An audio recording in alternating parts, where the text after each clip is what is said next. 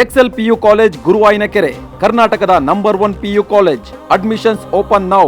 ರಾಜ್ಯದಲ್ಲಿ ಬಿಲ್ಲವ, ಈಡಿಗ ಸೇರಿದಂತೆ ಸುಮಾರು 26 ಜಾತಿಗಳ ಸರ್ವತೋಮುಖ ಅಭಿವೃದ್ಧಿಗಾಗಿ ದಿನಾಂಕ 20/2/2023 ಶ್ರೀ ನಾರಾಯಣ ಗುರು ಅಭಿವೃದ್ಧಿ ನಿಗಮವನ್ನು ಸ್ಥಾಪಿಸಲಾಯಿತು. ವಿದ್ಯೆಯಿಂದ ಸ್ವಾತಂತ್ರ್ಯ, ಸಂಘಟನೆಯಿಂದ ಬಲವಂತರಾಗಿರೆ ಎಂದು ಬ್ರಹ್ಮಶ್ರೀ ನಾರಾಯಣ ಗುರುಗಳು ಅವರ ಒಂದು ಧ್ಯೇಯವಾಕ್ಯವಾಗಿತ್ತು.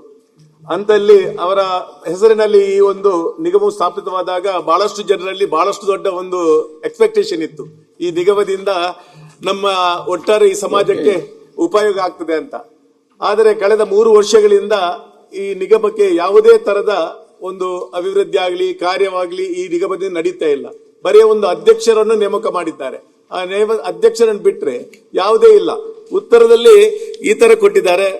ಈ ಸಮಾಜವು 2A ಕ್ರಮಾಂಕದಲ್ಲಿ ಬರುವುದರಿಂದ ಇದೆಲ್ಲ ಬೇರೆ ನಿಗಮಗಳ ಉಪಯೋಗವನ್ನು ಪಡೀತಾ ಇದೆ ಅಂತ. ಆದರೆ ಈ ಆಯೋಗವನ್ನು ಮಾಡಿದ ಉದ್ದೇಶ ಏನು? ಬ್ರಹ್ಮಗುರು ನಾರಾಯಣ ಶ್ರೀಗಳ ಹೆಸರಲ್ಲಿ ಆದಂತ ಈ ಒಂದು ನಿಗಮಕ್ಕೆ ಸಲ್ಲುವ ಒಂದು ಗೌರವ ಏನು ಅಂತ ನಾನು ಕೇಳಲಿಕ್ಕೆ ಸಚಿವರಲ್ಲಿ ಇಚ್ಛೆ ಪಡ್ತಾ ಇದ್ದೇನೆ. ಮಾನ್ಯ ಸಭಾಧ್ಯಕ್ಷರೇ, ನಾರಾಯಣ ಗುರು ನಿಗಮ ಅಭಿವೃದ್ಧಿ ನಿಗಮ ನಾವು 16/1/2020 ಜನವರಿ ಒಳಗ ಸ್ಥಾಪನೆಯನ್ನ ಮಾಡಿದ್ವಿ. ಅದಕ್ಕಿಂತ ಮೊದಲು ಇವರ ಬಿಜೆಪಿ ಸರ್ಕಾರದೊಳಗ ನಾರಾಯಣ ಗುರು ಅಭಿವೃದ್ಧಿ ಕೋಶ ಅಂತ ಮಾಡಿದ್ರು. ಸೆಲ್ ಕೋಶ ಅಂತ ಮಾಡಿದ್ರು. ಆ ಕೋಶ ಅಂತ ಮಾಡಿದ್ನಾಗ ಯಾವ್ಯಾವದಕ್ಕೆ ಏನೇನು ಅನುದಾನ ಕೊಡಬೇಕು, ಯಾವ ರೀತಿ ಮಾಡಬೇಕು ಅನ್ನೋದನ್ನ ಗೈಡ್ಲೈನ್ಸೇ ಮಾಡಿದ್ದಿಲ್ಲ. ನೀವು ಮಾಡ್ಲಾರ್ದ ಕೋಶ ಅಂತ ಮಾಡಿ ಕಳಿಸ್ಬಿಟ್ರಿ. ಯಾವುದೇ ಒಂದು ಅಭಿವೃದ್ಧಿ ನಿಗಮ ಆಗ್ಬೇಕಾದ್ರೆ ಮಾನ್ಯ ಸಭಾಪತಿಗಳೇ, ಅದಕ್ಕೆ ಕಂಪ್ನಿ ಆಕ್ಟ್ ನಲ್ಲಿ ರಿಜಿಸ್ಟರ್ ಆಗಿ ಅದು ಡೆಲ್ಲಿ ಒಳಗೆ ರಿಜಿಸ್ಟರ್ ಆದ್ಮೇಲೆ ಅದಕ್ಕೆ ರೂಪರೇಷೆಗಳು ಸಿದ್ಧವಾಗ್ತಾವ.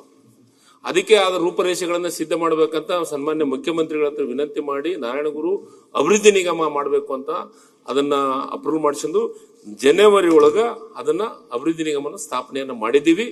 ಈಗ ಅದಕ್ಕೆ 10 ಕೋಟಿ ಏನು ಅಭಿವೃದ್ಧಿ ಕೋಶದಾಗಿತ್ತು ದುಡ್ಡು, ಆ ದುಡ್ಡನ್ನ ಅಭಿವೃದ್ಧಿ ನಿಗಮಕ್ಕೆ ಟ್ರಾನ್ಸ್ಫರ್ ಮಾಡ್ಬೇಕಂತ ನಾವು ಫೈನಾನ್ಸ್ ಒಳಗ ವಿನಂತಿಯನ್ನು ಮಾಡಿದ್ವಿ. ಅದನ್ನು ಮಾಡ್ಕೊಡ್ತೀನಿ ಅಂತ ಹೇಳಿದ್ರೆ ಈ ಮುಂದಿನ ದಿನಮಾನದೊಳಗ ಅದರ ರೂಪರೇಷೆಗಳನ್ನ ಸಿದ್ಧ ಮಾಡಿ ಯಾವ ರೀತಿ ನಾರಾಯಣಗುರು ಈಗೇನು ಬೇರೆ ಬೇರೆ 11 ನಿಗಮಗಳಾದವು ಅದರೊಳಗೆ ಆ ರೀತಿ ಒಳಗ ಅದನ್ನು ಕುಂತು ಚರ್ಚೆ ಮಾಡಿ ಆ ಸಮುದಾಯಕ್ಕೆ ನೇರವಾಗಿ ಯೋಜನೆಗಳನ್ನು ಮುಟ್ಟಿಸುವಂತ ಕೆಲಸವನ್ನು ಮಾಡ್ತೀವಿ. ಮಾನ್ಯ ಅಧ್ಯಕ್ಷರೇ, ಮಾನ್ಯ ಸಚಿವರೇ ಹೇಳಿದಂತೆ ಈ ಹಿಂದೆ ನಾರಾಯಣ ಗುರು ಅಭಿವೃದ್ಧಿ ಕೋಶ ಆಗಿತ್ತು. ಅದರಲ್ಲಿರುವಂತಹ 10 ಕೋಟಿ ರೂಪಾಯಿ ಅನುದಾನವನ್ನ ನಾವು ನಿಗಮಕ್ಕೆ ಅದನ್ನು ವರ್ಗಾವಣೆ ಮಾಡ್ತೀರಿ ಅಂತ ಹೇಳಿದಿರಿ.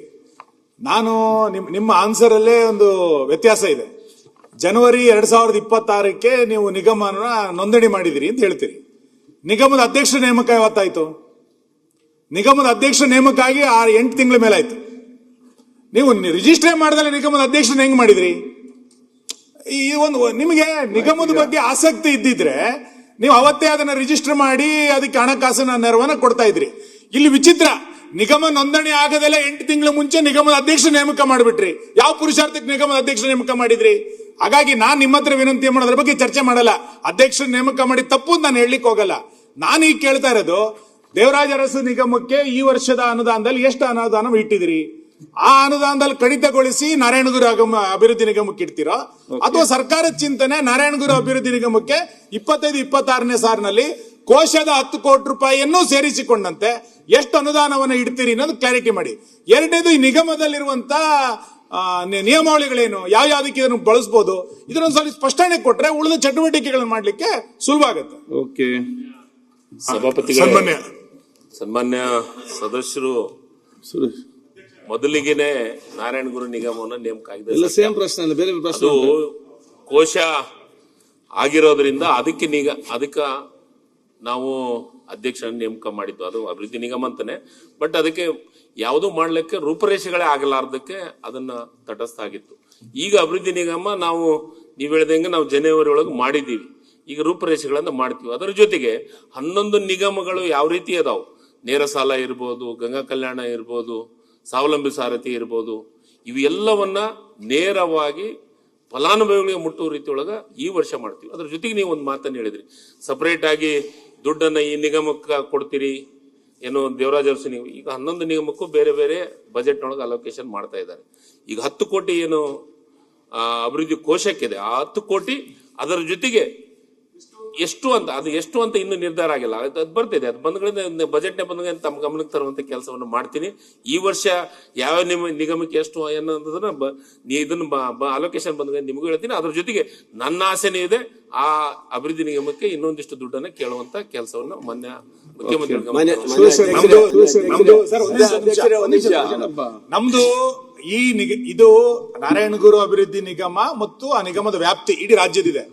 ಮತ್ತು ಆ ಸಮುದಾಯ ವಾಸ ಮಾಡ್ತಾ ಇರುವಂತ 12 ಜಿಲ್ಲೆಗಳಲ್ಲಿ ಬಹುಸಂಖ್ಯಾತರು ನಾವಿರೋದು. ಮಿನಿಮಮ್ ಇದಕ್ಕೊಂದು 50ರಿಂದ 100 ಕೋಟಿ ಇಡಬೇಕು ಅಂತೇಳಿ ಆ ಭಾಗದ ಜನರ ಬೇಡಿಕೆ ಇದೆ. ಹಾಗಾಗಿ ಸರ್ಕಾರ ಚಿಂತನೆ ಎಷ್ಟಿದೆ ಅನ್ನೋದನ್ನ ಸ್ಪಷ್ಟ ಮಾಡಿದ್ರೆ ಗೊತ್ತಾಗುತ್ತೆ. ನೀವು 10 ಕೋಟಿನಲ್ಲಿ ಏನ್ ಮಾಡಕ್ ಸಾಧ್ಯ ಇದೆ? ಇದನ್ನು ಕೊಡಿ. ನಿಮಗೆ ಬೇಡ ನಾರಾಯಣಗುರು ಅಭಿವೃದ್ಧಿ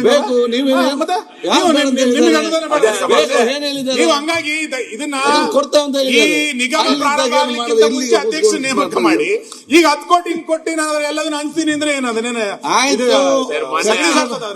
ಸರ್. ಮಾನ್ಯ ಸಭಾಧ್ಯಕ್ಷರೇ, ಸುನೀಲ್ ಕುಮಾರ್ ಅವರು ಬಹಳ ಒಳ್ಳೆ ವಿಚಾರವನ್ನು ಎತ್ತಿದ್ದಾರೆ. ತಮ್ಮ ಅಧಿಕಾರಾವಧಿಯೊಳಗ 10 ಕೋಟಿ ಅಂತ, ಬೇರೆಯವ್ರ ಸರ್ಕಾರದಾಗ 106 ಕೋಟಿ ಕೊಡಬೇಕು. ನಾವು ಕೋಶದಲ್ಲಿ ಒಂದ್ ನಿಮಿಷ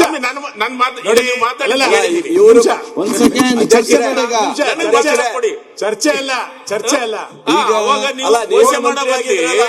ನಿಗಮನ ಮಾಡಿದ್ರೆ ಈ ಸಮಸ್ಯೆ ಬರ್ತಿದ್ದಿಲ್ಲ. ಪ್ರಿಯಾಂಕಾ ಖರ್ಗೆ ಅವರು ಸಲಹೆ ತಗೊಂಡು ಮಾತಾಡಿದ್ರೆ ಗೊತ್ತಿರಿ. ನೀವು ನಿಮ್ಮ ಇಲಾಖೆ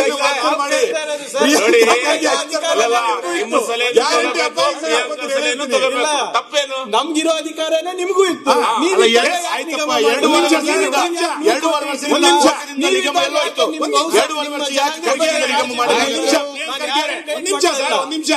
ಸರ್ಕಾರ 3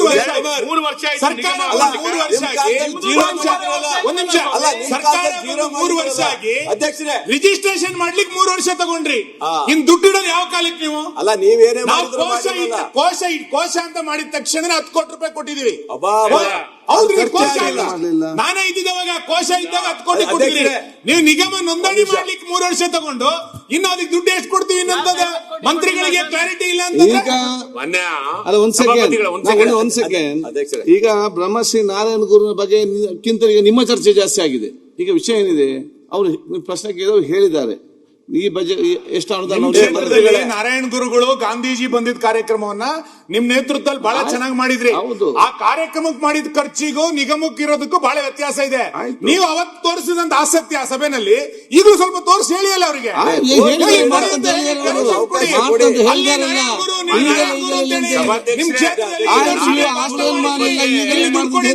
ಸುನೀಲ್ ಕುಮಾರ್ ಅವರು ನಾರಾಯಣ ಗುರು ಅವ್ರ ಬಗ್ಗೆ ಬರೇ ಮಾತಾಡ್ತಾರೆ, ಆದ್ರೆ ಇಂದಿನ ಅವಧಿಯೊಳಗ ಬಹಳ ಪವರ್ಫುಲ್ ಮಂತ್ರಿ ಇದ್ರಿ ನೀವು. ಅದು ಎನರ್ಜಿ ಮಂತ್ರಿ ಇದ್ರಿ. ಎನರ್ಜಿ ಮಂತ್ರಿ ಇದ್ದದ್ನಾಗ 10 ಕೋಟಿ ಬಿಡುಗಡೆ ಮಾಡಿಸಿದ್ರು.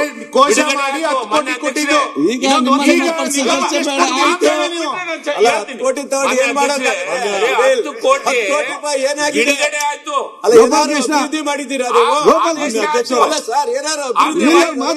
ಮಾತಾಡ್ಲಿ ಅಧ್ಯಕ್ಷರೇ. ಆದ್ರೆ ಅದ್ರೊಳಗ 10 ರೂಪಾಯಿನೂ ದುಡ್ಡು ಬಿಡುಗಡೆ ಆಗ್ಲಿಲ್ಲ, ಬೇರೆ ಆದೇಶ ಆಯ್ತು.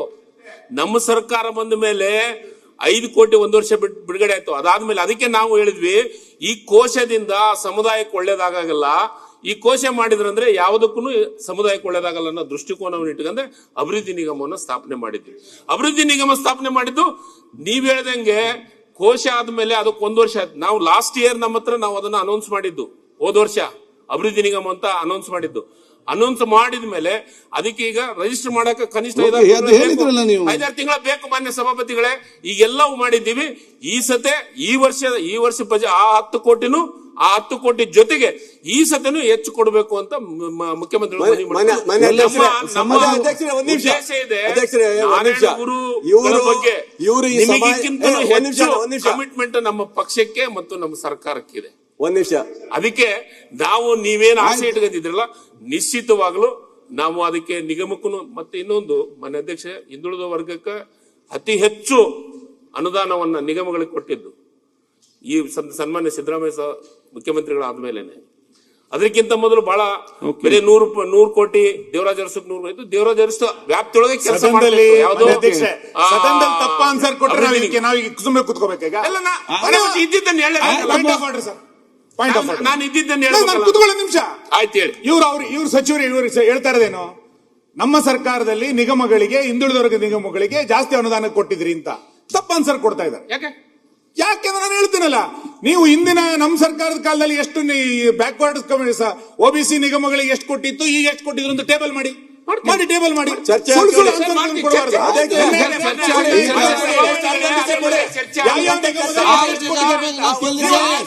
ಈಗ ನೀವು ಪರಸ್ಪರ ಈಗ ತಪ್ಪ answer ಕೊಡಬಾರ್ದು ಅಂತ. ಅವ್ರು ಏನ್ ಹೇಳ್ತಾರೆ ಡೀಟೇಲ್ಸ್ ಕೊಡ್ತಾ ಅಂತ ಹೇಳಿದಾರಲ್ಲ. ಈ ಸರ್ಕಾರದಲ್ಲಿ ನಿಗಮಗಳಿಗೆ ಜಾಸ್ತಿ ಕೊಡಿ ಅಂತ ಅವ್ರು ಟೇಬಲ್ ಕೊಟ್ಟ ನಂತರ ಅದು ಒಪ್ಪಬೇಕಾದ್ರೆ ಮತ್ತೆ ತೀರ್ಮಾನ ಮಾಡಿ. ಆಯ್ತು, ಮತ್ತೆ ನೋಡಿ, ಈಗ ನನ್ಗೆ ಮುಂದೆ ಹೋಗ್ಬೇಕಲ್ಲ. ಆಯ್ತು,